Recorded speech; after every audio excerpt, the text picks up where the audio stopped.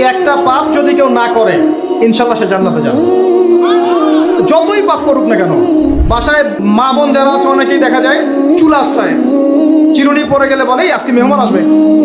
কি আসবে আজকে?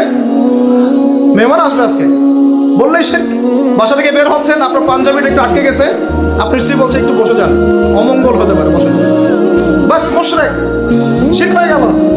মুসলিম সমাজে রন্ধ্র শিরক। এখন রাস্তাঘাটে উঠতে বসতে পেপার পত্রিকা খুললেই শিরক।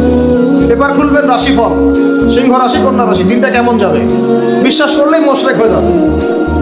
রাস্তার পাশে টিয়া পাখি দিয়ে ভাগ্য পরীক্ষা করছে, হাতটা দেখে দেন তো ভাই কি আছে, বললেই শিরক হয়ে যাবে। আংটি বিক্রি করছে, আংটি পড়লে রোগ ভালো হবে, হাতে দিল রোগ ভালো হবে এই উদ্দেশ্যে মুশরিক। হাতে দিয়েছে রোগ ভালো হবে, আমার ডায়াবেটিস ভালো হয়ে যাবে, বিসমিল্লাহ, ব্যাস মুশরিক। এই আকীদা নিয়ে পড়লেই মুশরিক। মুসলিম সমাজে অহরহ শিরক আছে।